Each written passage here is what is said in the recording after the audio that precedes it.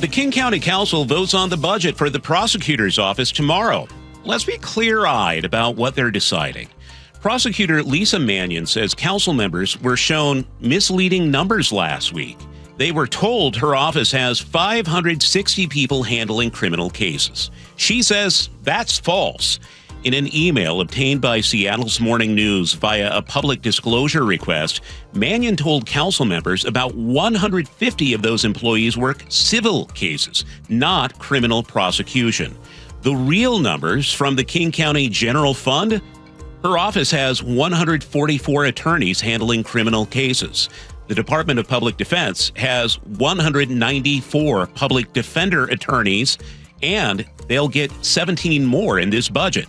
Prosecutors get 0 attorneys or paralegals in this budget, just 8 victim advocates. Let me be clear. Every defendant deserves a robust defense. That is a constitutional right. Public defenders do critical work protecting the Constitution, and we should support them. They need adequate resources. But victims have rights too, and tomorrow's vote will decide whether those rights matter. Public defenders have mandatory caseload limits. Under state standards, they can only handle about 10 serious felonies per year.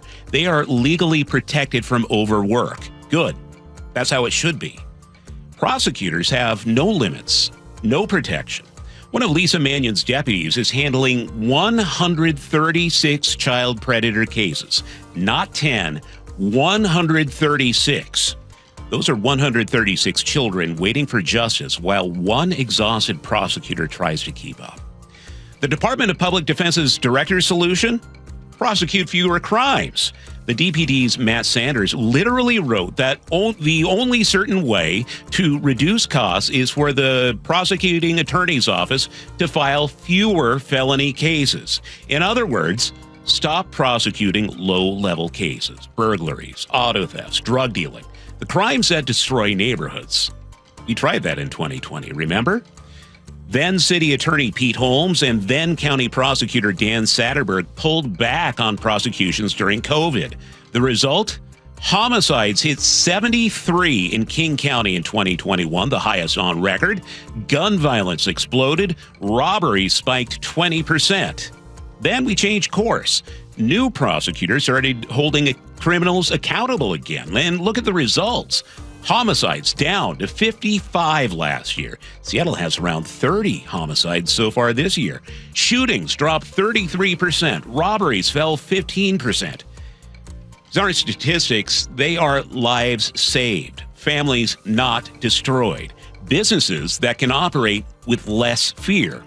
Well, tomorrow, defenders are asking for 17 new attorneys to handle their limited protected caseloads, and they deserve them.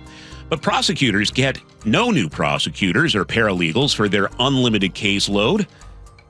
That's not balance. That's abandoning victims.